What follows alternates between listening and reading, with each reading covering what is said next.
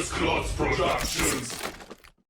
When my dad bought the original PlayStation in the late 90s, my life changed. Growing up with 2D games on the Mega Drive and NES, the shift to the third dimension blew my mind. And my retinas. The first game my dad showed me was Tomb Raider, and I absolutely loved it. However, that wasn't the first title my dad had bought for the system. The very first game he bought and played was Oddworld: ABE'S ODDYSEE. I must have played it the same day I got introduced to Tomb Raider. It's a 2D platformer a la Prince of Persia and Flashback, but it impressed me just as much with its striking visuals, immersive audio and innovative gameplay. It was developed by Oddworld Inhabitants and published by GT Interactive in 1997. At the time it was too difficult for me, so I'd mostly watch my dad play. In the years since, I've replayed and beaten it countless times. In 2011, I gave the game a positive review, and it turned out to be my last review for almost 10 years. But here we are again. We won't let the curse take over this time. How does ABE'S ODDYSEE hold up 27 years after its original release? Is it worth playing today with the remake new and tasty being available? That remake is 10 years old, by the way. It's quite the day for tens, can you believe it? Anyway, dear viewer, hello, follow me.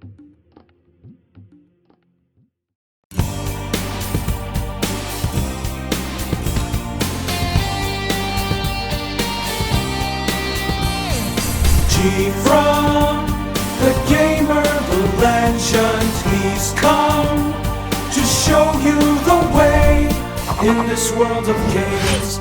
GFrom Reviews. The iconic title screen introduces you to the main character. Hello. Abe the Mudakan is a slave at the meat processing plant RuptureFarms on the planet Oddworld. He's working late one night and overhears Moloch the Glutton presenting a new product in hopes of making the company profitable again. They're losing money with scrap cakes and paramite pies, and the meatches have gone extinct. To Abe's heartbreaking surprise, the new product turns out to be Mudakan Pops. Ew! He takes it upon himself to escape and rescue all of his fellow slave friends. Get me out of here!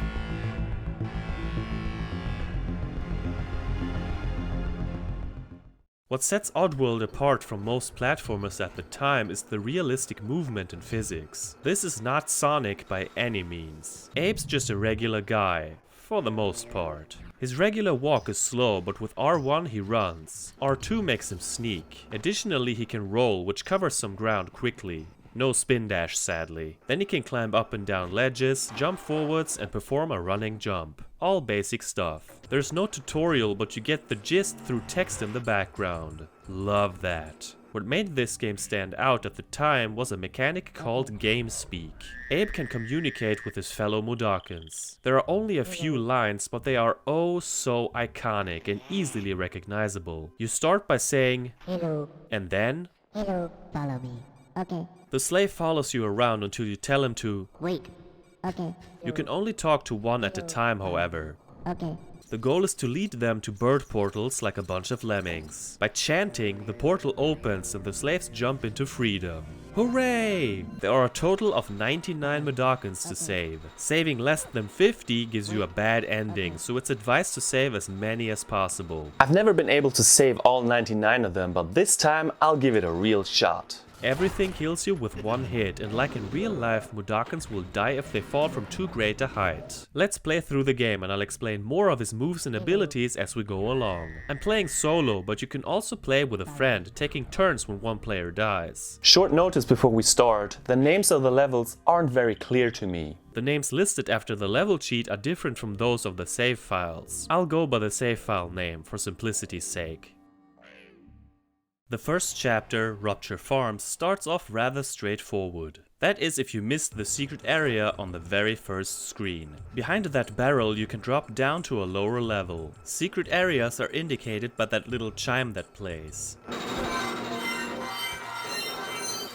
Unlike traditional side-scrolling games like Sonic where the camera follows you, here you've got a fixed perspective. When you leave one screen, you enter the next. That whole setup, where you just see one piece of the setting at a time, is probably hard for newcomers. Okay, let's talk hazards. Electricity is obviously bad, and so is the meat grinder. One screen below is the first enemy, a sleeping Slig. What a lazy bastard sleeping on the job. As long as you sneak, he doesn't wake up.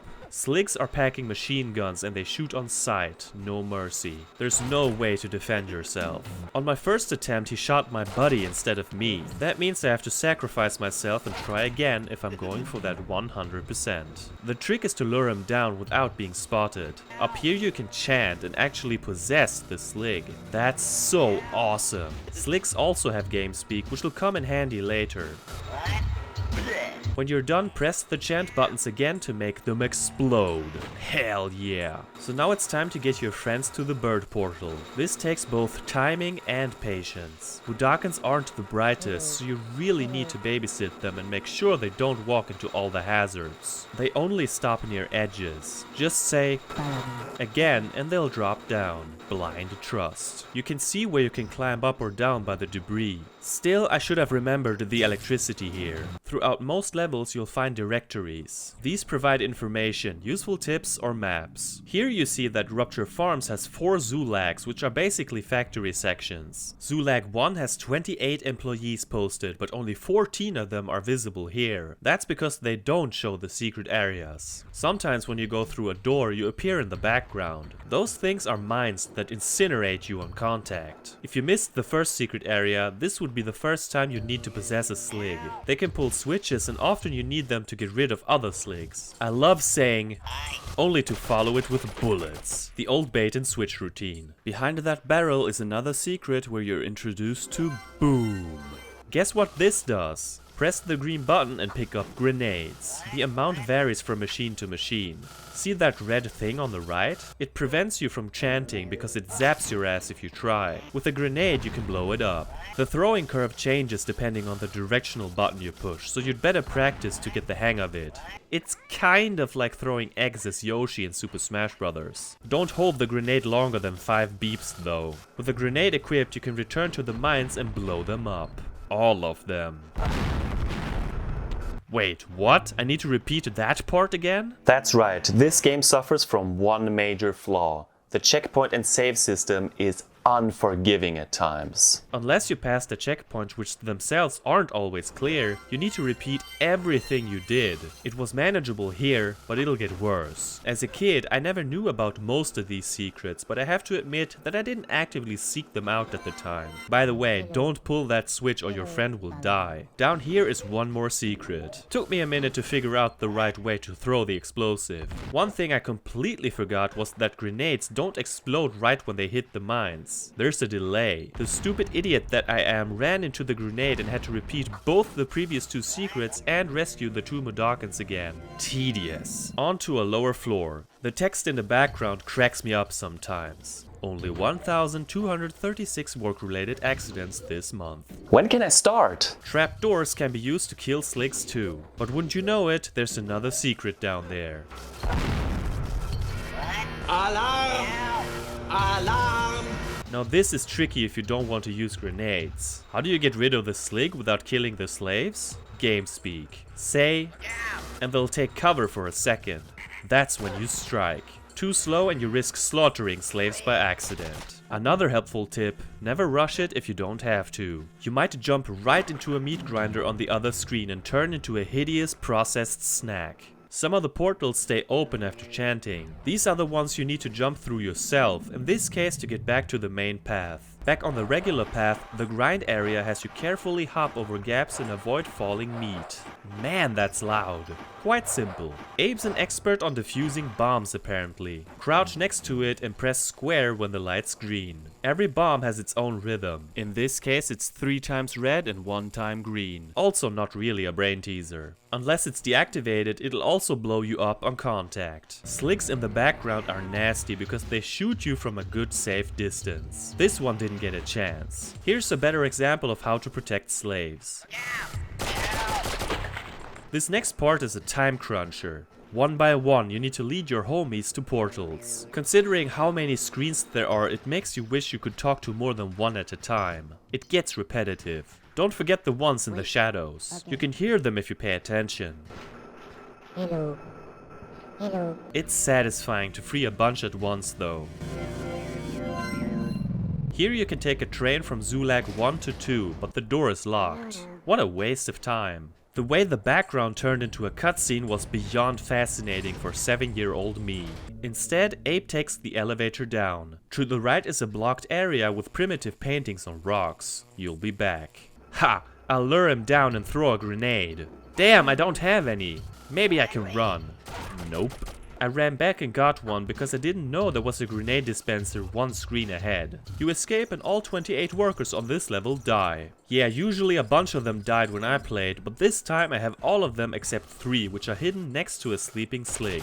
This is sligging stressful. All those patterns you need to pay attention to. But yeah, I managed to save all 28 workers for the first time and knocked out the first chapter. It's a classic, what can I say? I must have played it like a million times over the years. It's immersive and does a great job of introducing you to the game mechanics while also having difficult secret areas for the hardcore. I believe it's one of the most iconic first levels in gaming. The factory almost feels alive and out to kill you. Good times. Abe, rather clumsily, escapes Rupture Farms in a barrel.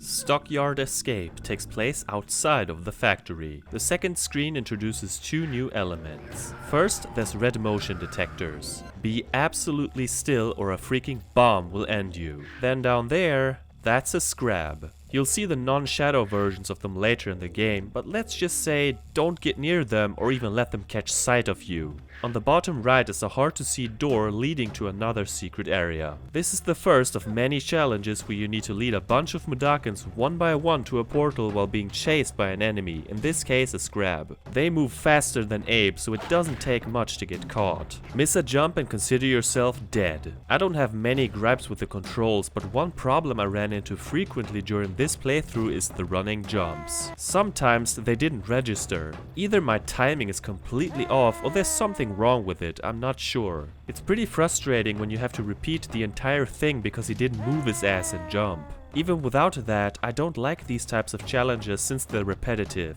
Eventually darkness falls, and let me just say that I'm in love with the visuals. That dark blue sky with the full moon is gorgeous. Whenever you see fireflies, you can chant to see messages. Pretty cool idea, albeit a bit slow. By the way, notice that box around the fireplace? Interdimensional fire. I never saw that before. Maybe it wasn't visible on CRT televisions. This next part I like. The only way to get past the Sligs is to hide in the shadows. Fun stuff. Just don't fall off of cliffs. Oh nice, I fell into a checkpoint. The best kind of death. There's another bird portal in the dim light. This room is tricky. First you need to hang on the edge to avoid being shot. Then lead the Mudokons away from the bomb so you can activate it. All while not being seen by the patrolling Sligs. Thankfully, they're dumb enough to walk right into the bombs. That other Slig leaves the screen when you chant, so he can't be possessed. Almost at the portal. No! Abe, what are you doing? No! Yeah, you need to be one step away from the portal or he'll jump into the wall. Clumsy, clumsy Abe. That means having to do all that shit again. A little later we encounter the first bats. Especially in this area, they're kinda hard to see and the way they flap around makes me nervous. They can kill you with one touch, but the pattern on each screen is always the same. Now before we move on, I have to say something. During this playthrough, I racked up 3 attempts where I died on loop and almost rage quit. This next part is one of them. First you drop down and the Slig wakes up. Wait for him to leave the screen or he'll shoot you. Hang on there too long and the bat kills you. So it's a sweet spot kinda deal. Jump through the portal to a secret. This part isn't rough but takes a bit. Possess a Slig, kill 2 others without harming slaves and lead them to safety. So far so good. Then move past more Sligs and bats to the next secret area. Here you pick up rocks which need to be thrown at mines. I was too close so I died. You know what that means? Yeah, I'm back at this part again. 6 minutes later later, I return to the portal and die instantly. Great, how was I supposed to know that I had to roll in the blink of an eye? This time I made it back in 3 minutes, but this room is incredibly annoying. One simple mistake and you're dead meat. When I finally did it, I accidentally went one step too far and blew it. God damn it! Wait, why am I down here all of a sudden? You mean there was a checkpoint here the whole time? Why didn't it trigger before? Did I have to go down here to activate it? What a bunch of random bullshit! Why isn't it enough to just enter the screen? I wasted a lifetime here. Well, guess what? On my next attempt, I made it. Yay? Take another guess. Of course I died seconds later, so you guessed it, press repeat. God, I hate this checkpoint system.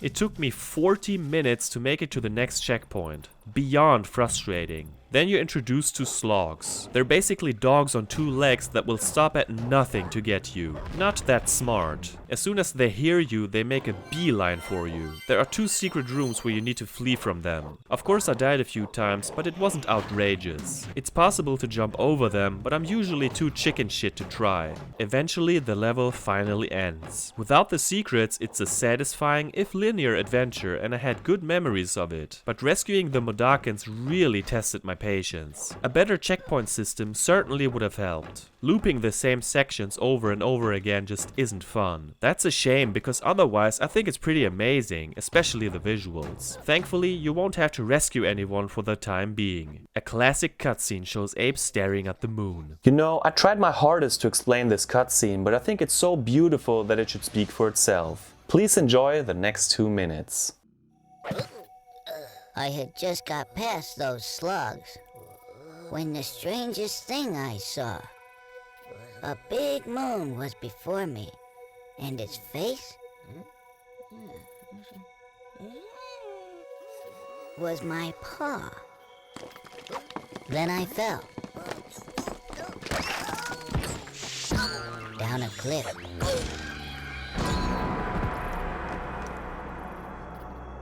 And smashed my head when some big face appeared and said I was dead. Said our land was changing, was imbalanced at best. He told me my fate was to rescue the rest. For Paramites and Scrabs had been sacred once. But that was before Rupture Farms turned them into lunch. And they live in the temples, and that's where they still nest. And facing these creatures, that was my test. That music and his delivery, man. I get goosebumps every time. So good. Monsaik Awakened shows Abe stepping into an ancient city. Those statues look impressive. We're given more backstory and hints throughout the level. I remember my dad reading and translating the texts for my brother and I because we didn't understand English yet. Good times. You'll encounter some angry Modakans with slingshots. Get too close and they'll obliterate your ass. Instead, wait for them to whistle. Yes, you heard correctly. GameSpeak allows you to whistle 2 different melodies and you have to mimic him in order to gain passage. Kinda like Simon Says, the difference being that every melody ends with a fart. Okay. Yes, there's a fart button. As a kid, I sure wish every game had one of these. Today I just find it amusing that Abe giggles after every fart. I'm glad he still has some childish joy in him. And apparently, a lot of gas. Whatever. After possessing and shooting a slig, you get to wells. They help you get to other places, either by jumping into one and exiting another, or a well might shoot you up higher in the air. It's first class travel. I love this screen with the chanting Modakans in the background. Switches work well. Thanks, appreciate it. Soon we get to some bells that can be possessed. That doesn't seem to do anything other than allowing you a jam session. A clue tells you that you need to get a bell song first. First let me chant with my bandmate. Very spiritual. Oh god, bees. They're absolutely malicious. I mean, they follow you around and eventually sting you to death. So lure them to others. Here you get the melody, send more bees to your pal, and now when you chant, the melody plays automatically. On one hand, I'm glad I don't have to memorize it, on the other, I fail to see why you can play the bells yourself in the first place. This opens a door. You will return. Whatever you say. This is one of my favorite screens in the entire game. Very memorable. At this point, there's no way to overcome the sligs and mines. You need to visit 2 other places first to gain a certain power. Paramonia and Scrabania, each home to different creatures. You can pick which land you wish to visit first, which is pretty neat. In my opinion, it doesn't really matter which branching path, so I tend to start with Paramonia, the domain of Paramites. Monsaik Awakened is a short level that lets you breathe for a moment. There aren't any difficult parts to speak of, and we learn a bit more about this place and its new mechanics. I welcome the friendly and peaceful vibe.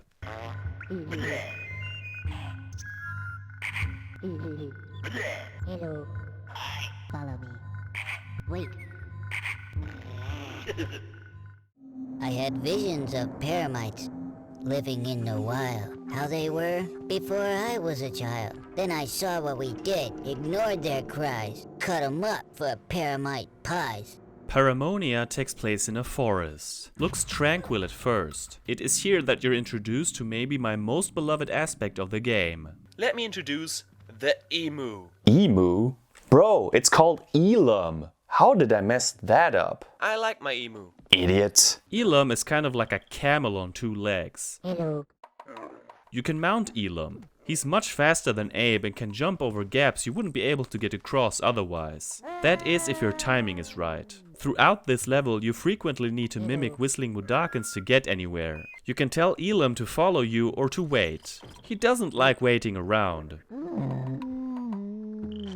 There's only one thing that distracts our buddy, and that's honey. It's like I'm not even here. You can fart him directly in the face and he doesn't care. That's dedication. Throw rocks at the beehive and eventually Elam gets so ticked off by the bees that he abandons his delicious dinner. Just keep your distance or they'll pursue you instead. After a short but fun sprint, it's time to possess a slig. I died tons, but it was all my own fault because I tried to rush it. A mortal sin in this kind of game. Coming up next is the most fast-paced set piece in the game. Run across several screens while bees are chasing you. So much fun, even though I messed up the timing on the jumps a few times. Some Mudokons want a password before they let you pass. Stick your hand here and you'll hear some more whistling. At the end of the level, Abe has to leave Elam behind. Goodbye, my friend. You served me well. No, don't follow me!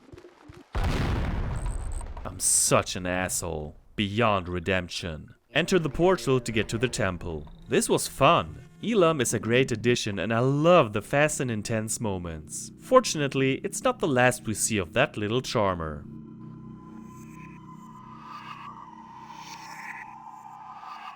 In Paramonian Temple, expect some sligs and slogs you need to get past before you reach the main hub. As a slig, you can command a slog, tell it to follow you and attack other sligs. Such a great mechanic. Let the dog do the dirty work for you and then brutally murder it. This game is so violent. Watch out for that bat. I remember this cruel joke. Not with me. This is the main hub. You get some information about Paramites, which I'll talk about in a sec. At a set of 6 doors, you need to enter and ignite a flintlock in each of them. They even give you an overview of each area. Igniting all flintlocks will open the door at the very top. You can do them in any order. Back then, this was my favorite part of the game, so let's see if it still holds up. Oh shit, we've got a Paramite. Reminds me of the facehuggers from Alien. Don't worry, it won't attack you. At first. You see, when they're alone, they follow you around or move ahead of you, always keeping the same distance. They don't like being cornered. Here it's warning me not to get any closer. Okay, fine, I'll leave you alone. The only way to get it away from that corner is to toss meat in the other direction. Now you can get the password. This time the Mudokon gives you a spirit ring that lets you blow up every mine on screen.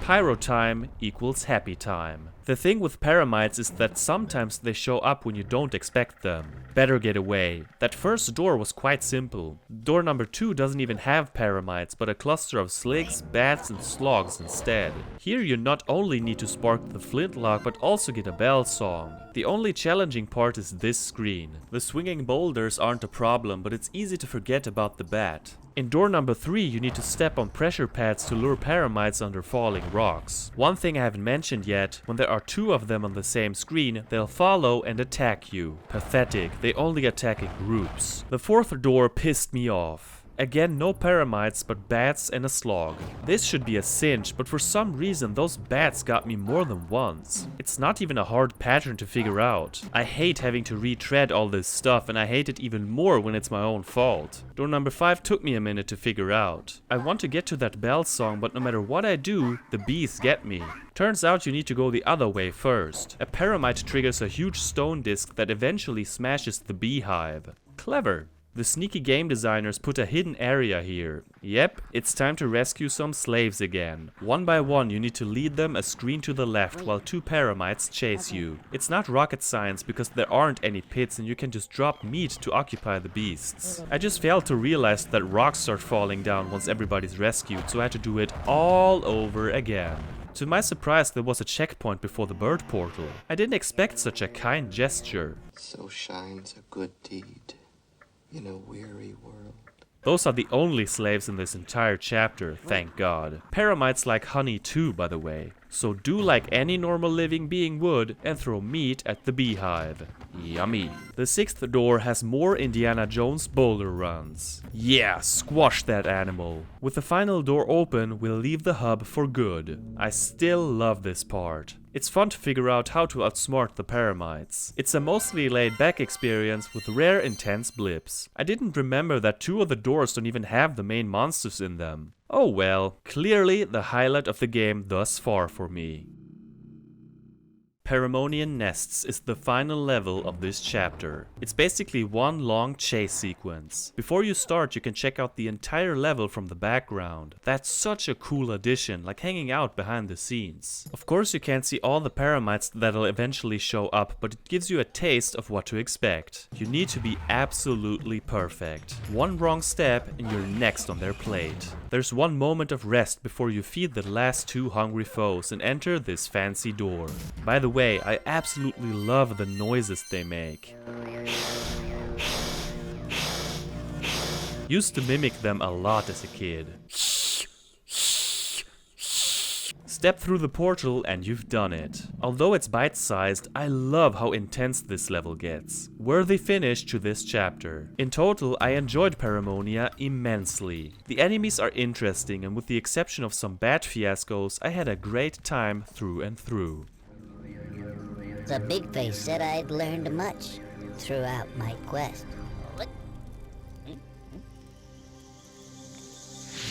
This handscar would help me, for more dangers await. I would need its full power to complete my fate.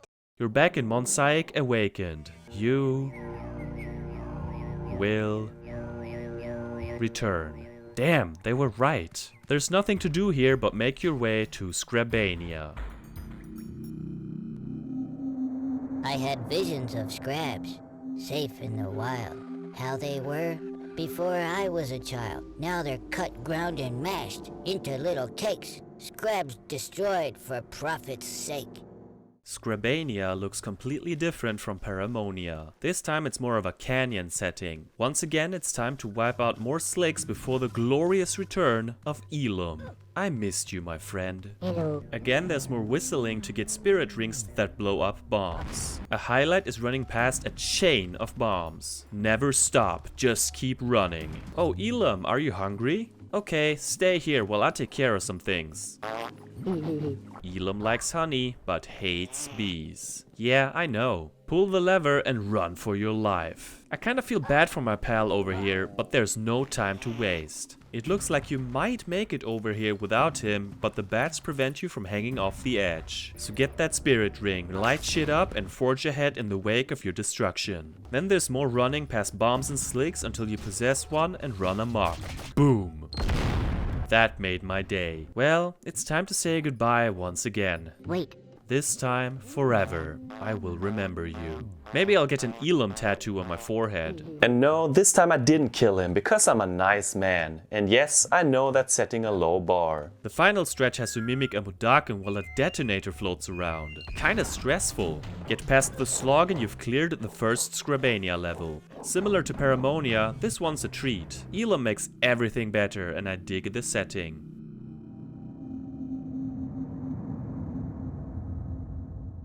In Scrabanian Temple, roll to the left at the very start to get to a secret. First deactivate the mine without being spotted and then use the slig to kill hordes of slogs. Often when you see these orbs that say Sick'em, a seemingly endless amount of dogs come tearing on them. In this case, standing in the corner and tapping the shoot button works wonders. Holding the button will eventually cause the slig to take a step back and stop shooting for a second, and you don't want that to happen. This is a fucking massacre. Bullet hell. In order to get to the main hub, you just need stealth to bypass the sligs. Hiding behind the rocks does the trick. Similar to Paramonian Temple, here there are 8 doors with flint locks that need to be activated to open the door in the middle. Again, you get some info about the creatures and level layout. Let's go. Behind door number 1, it's the first time you see a Scrab in the flesh, and it's not pretty. Before, you only saw their silhouette. Scrabs are equal parts rage and speed. When they see you, you have to run full bore to get away. The puzzle itself is easy to solve, and the challenge comes from waiting for the Scrab to be as far away as possible and making a run for it. Oof, I remember the second door. In the 90s, I died here enough to call it a second home. You have to be quick. Pull the lever when the beast is on the right, climb up as fast as you can and jump into the well.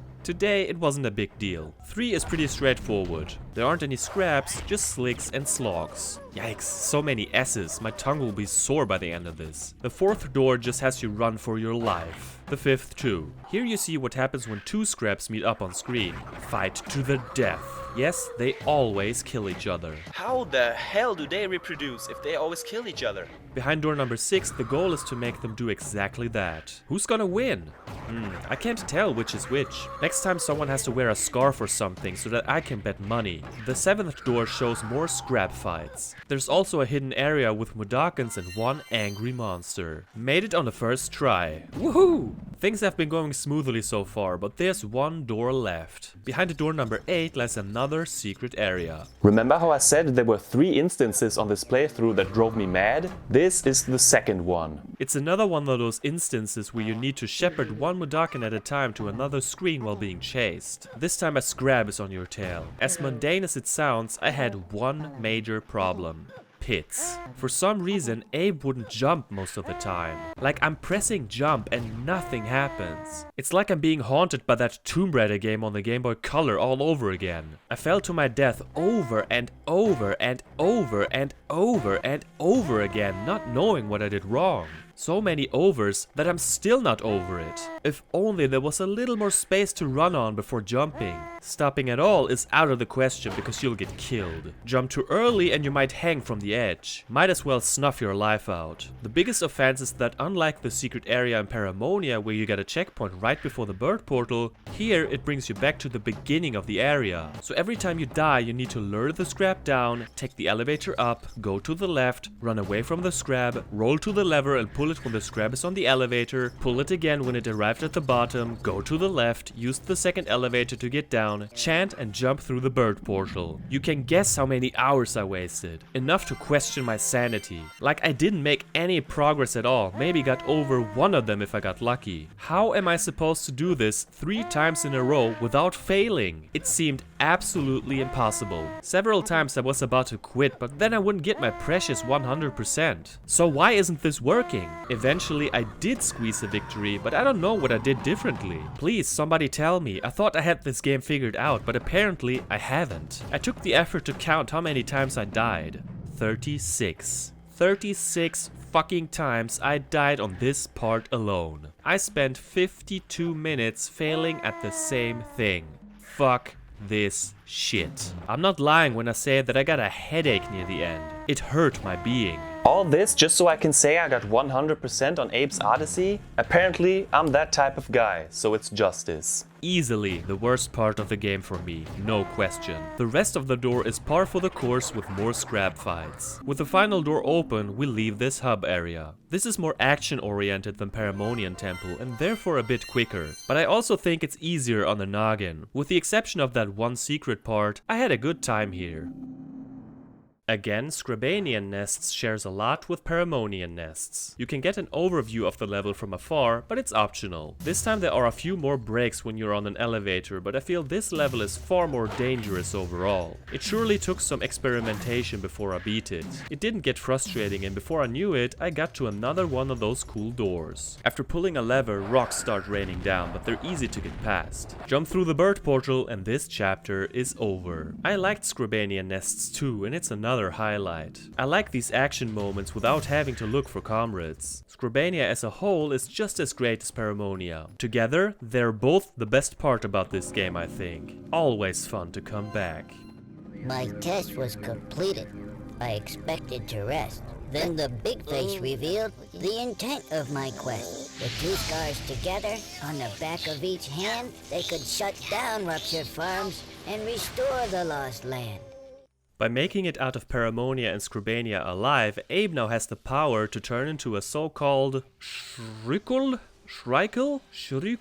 Kind of a Paramite Scrab hybrid. Kick ass. Back here again, I see. The blue spirit ring indicates that you can turn into the mighty creature. Abe returns to this spot he couldn't get past before and does just that.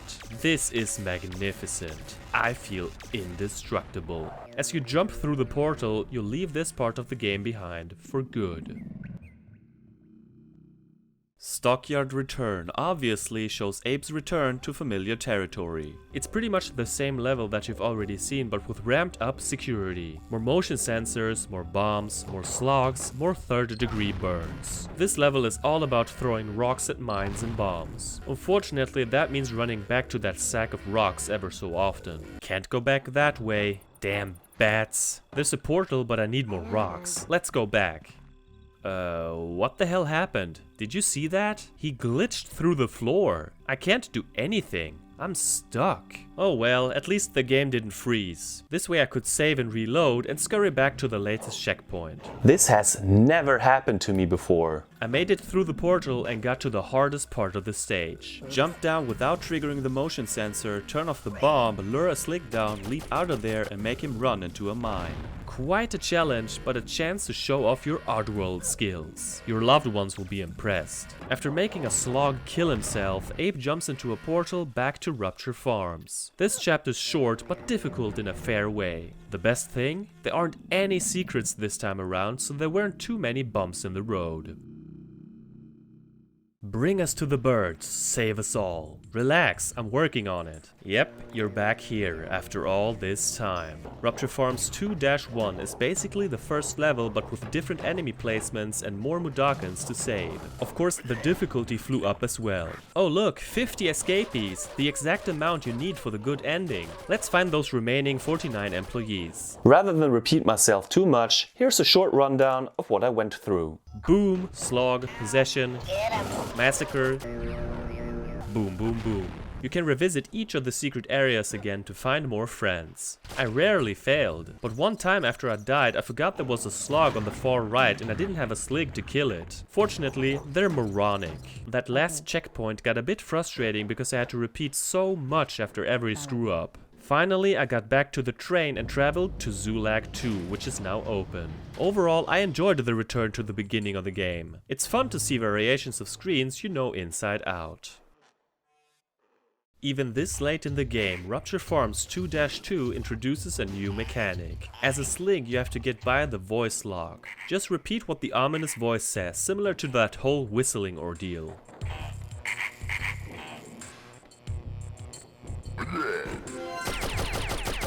Zulag 2 takes inspiration from the temples and has 3 doors with switches that open the path to Zulag 3. Again, the order's up to you. I love the attention to detail, like with the vandalized Rupture Farms logo. Hey, that wasn't fair! Some portals now have numbers in the middle. If you succeed in rescuing that exact amount at the same time, you'll get a Shrikul Spirit Ring. Definitely worth the struggle. Fear the might of the weird monster hybrid thingy. You've been shooting a lot of slogs lately and things only get bloodier. Door number 1 took me a few attempts, but 2 and 3 were a cakewalk to be honest. I enjoyed this red-orange setting quite a bit. Quicker than I expected. Abe takes the train to Zulag 3.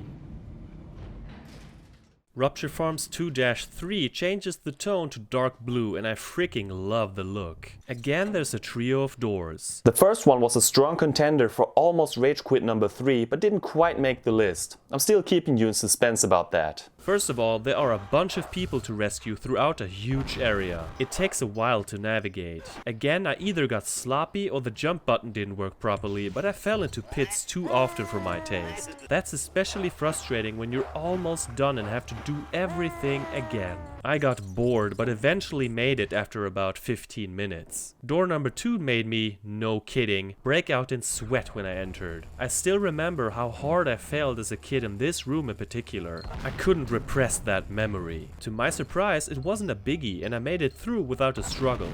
Hooray for progress! 8-year-old me would be so proud. Door number 3 is divided into 2 parts. First, a display of slick stupidity and then a possession orgy. Seriously, when does it stop? It's starting to get a bit repetitive, but it's not too offensive. This chapter was mixed as I really disliked the first room with its obnoxious level design. The rest was okay. Abe makes it to the final Zulag, or as the save file calls it, RuptureFarms II-4. Green is the dominant color here. This time there is only one door you need to go through to gain access to a second one. First it's more slig on slig action and then it gets hectic.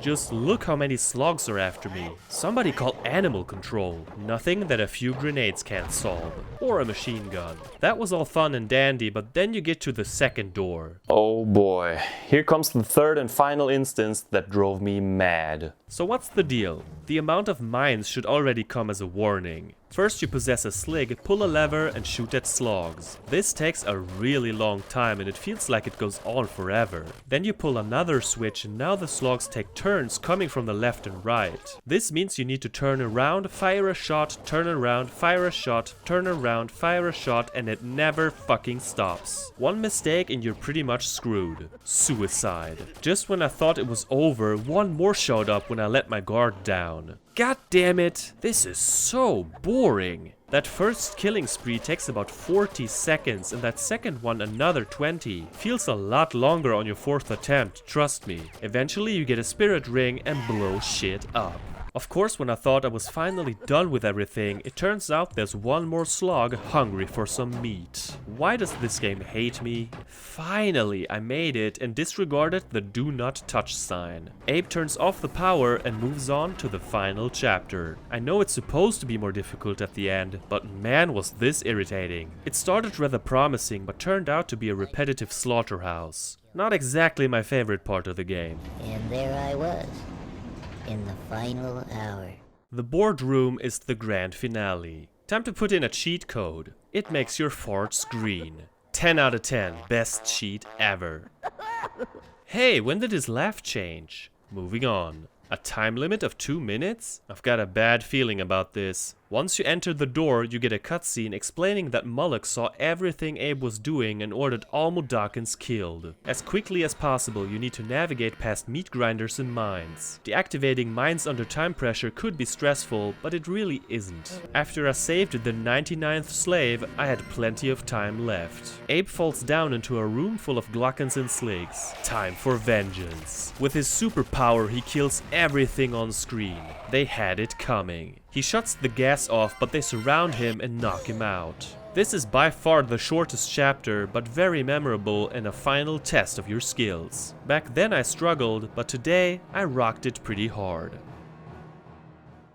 Now we're at the scene from the beginning of the game. Things don't look too sunny for Abe over here. This is where you get one of 2 possible endings. Of course I'm a good noodle and I got the good ending where the Mudokons combine their power to rescue Abe and kill Moloch. Ew, disgusting. Abe gets transported to safety and is celebrated by his kind. What a happy ending.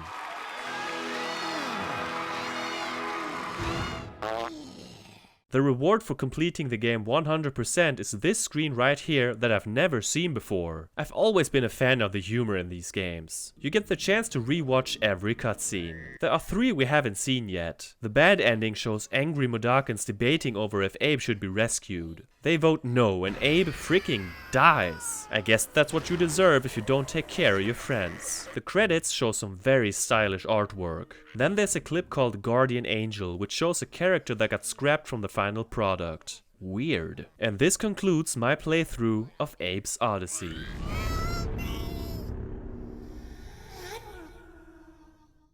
What a long journey. I want to take this opportunity to talk about the music and sound. From an audio perspective, this has to be one of the best games of all time. Let's start with the voice acting. All characters are voiced by series creator and the most interesting man in the world, Lorne Lanning. Seriously, check out his interview on the channel Ars Technica. Extremely interesting. His work is simply fantastic. Abe's cracky voice has got to be one of the most recognizable in all of media and entertainment. Both his comedic and serious delivery is impeccable. You really do feel for his clumsy ass. My highlight is the Slicks. Whenever they talk, I have this stupid grin on my face.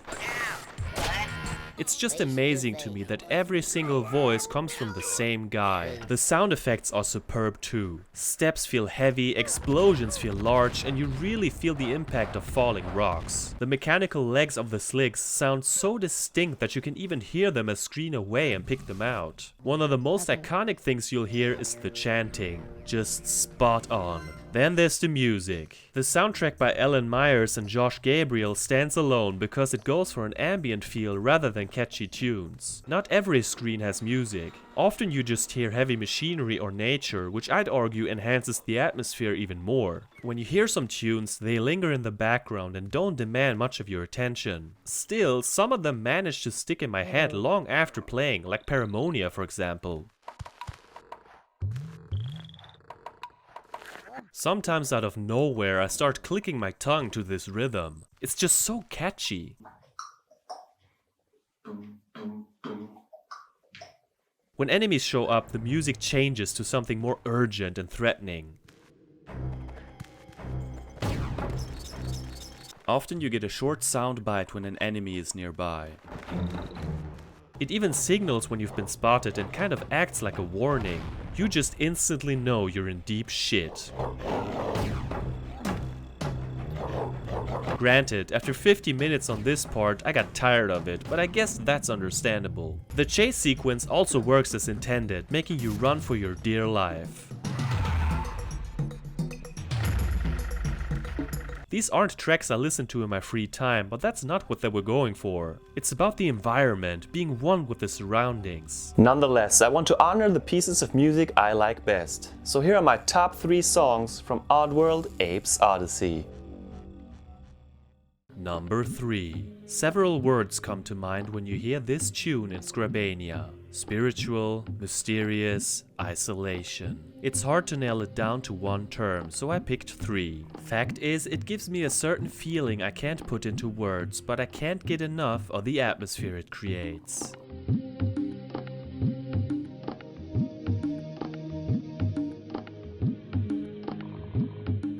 Number 2. The title theme is truly special. From the animal noises to the bass pulsating like a heart, it manages to feel both sad and maybe even disturbing. To me personally, it gave me a feeling of uncertainty as a kid, like not knowing what would await me in the adventure ahead. Flawless masterpiece.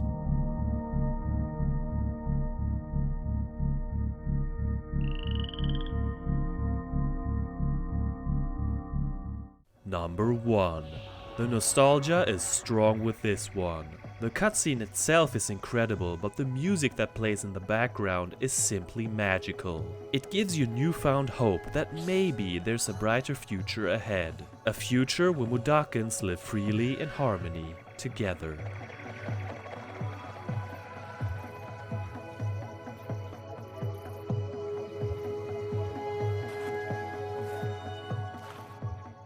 Let's wrap this up. The first Oddworld has ups and downs like most games do. Gameplay has aged pretty well for the most part. The only gripe I had was that sometimes the jumps wouldn't register, but maybe that's on me. GameSpeak is still a great mechanic. Even though future games would expand on it, it's already complex enough to let you speak as both Abe and as a Slig, giving different commands and mimicking others. In some weird way, you start to feel attached and responsible for your friends, and you don't want to see them suffer, even though their demise can be uncomfortably funny. I love the small details, like when a fart makes someone laugh. It got a bit much with the whistling at some point though, and I'm not crying rivers that it didn't return in the sequel. To my surprise, I didn't fancy rescuing Mudokons that much, especially when I had to lead them individually through a chase sequence. It borders on time suck territory. The worst offender is the checkpoint and save system. Some of these checkpoints are brutal. Like, at least give me one after finishing a secret area. But no, wish not granted. Even if you save and reload, you get transported back to the latest checkpoint. It's a huge reason it took me years to actually finish this game back then. It was way too difficult for a child. Patience was never my strong suit, so I would get frustrated even before the wild stuff. Today things are a bit different. If spending 50 minutes on this part alone doesn't display patience, then I don't know what does. But back to saving, a flawed mechanic. Every time you save, it takes up a new block on your memory card. Today I could just create a virtual memory card on my PS3. Like here you can see that I have a save file for every level. Back then we only had like 1 or 2 physical memory cards and they were full of games. So every time I wanted to save, I had to delete the first file and then save. Such a pain. As hard as this game can get, it's rewarding to figure out the perfect way to solve a puzzle. It sure takes some trial and error, but in my opinion it's mostly fair and the game does its best to explain to the player what's going on and what Abe can do. If you pay attention, the sound gives you plenty of hints about the next screen or even a secret area. Speaking of the world, what a masterpiece they've created. Without exception, every single screen looks like a work of art. They're not all static either. Sometimes barrels roll in the background or red eyes glow in a tree. Every chapter has its own look, which makes this whole setting more believable. The factory looks heartless and cold, while nature feels peaceful and calm. Visually, the most striking part is Stockyard for me. One of the most beautiful settings I've ever seen in a platformer. The animation of the characters has aged well, I think. Movement feels realistic, steps are heavy, and in general, the physics are on point. The deep soundtrack elevates the whole experience. If I had to choose my favorite part of the game, I'd say it's Paramonian Temple. I like both Paramites and Scraps, but the former requires a bit more strategy. The cutscenes still look gorgeous to this day and the story is compelling. I feel like this game actually has something to say. It makes you think about consumerism and human decency without it being shoved in your face blatantly. That doesn't stop it from being really funny and charming. So while the game isn't perfect by any means, I can say from the bottom of my heart that I still love it 27 years after its release, even with the remake new and tasty available. That one I've only beaten once so far and I liked it, but it's hard to recapture the sheer magic of the original. It's not the best game in the series in my opinion, but a very strong game that has stood the test of time if you can deal with the checkpoint system. Looking at the manual, it teases the idea of a quintology. I'm sad that this vision hasn't been realized to this day, but maybe there's hope for the future. Let's keep chanting in our heads like a Mudokon to make it happen. The world that they built with this first game and its sequels is nothing short of unique and believable. I hope you experienced even a little bit of that magic by watching this video and following along with me. I usually don't gravitate towards this kind of platformer, but ABE'S Oddysee keeps me coming back. On my next playthrough, I might settle for less than 100% though. With such a great main character, memorable villains, incredible set pieces and innovative gameplay, it truly deserves a spot in my personal Hall of Fame. So much so that it gets its own little poem. 16 bits left me in awe when the strangest thing I saw. A new game was before me, then it was in my paw. Didn't know what to do.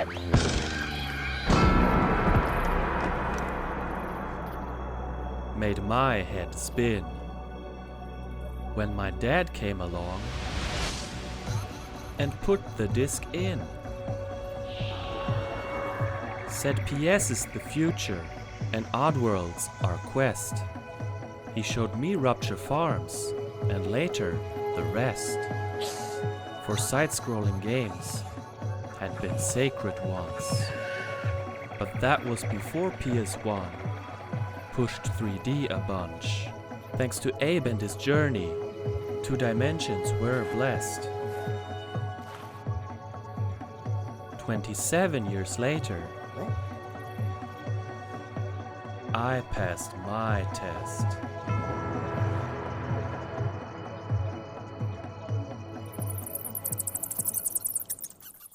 Hey everyone, this is GFrom. Thank you so much for watching episode 4 of season 4. Feel free to rate, comment, subscribe and follow me on social media. I'll see you later. Have a nice day.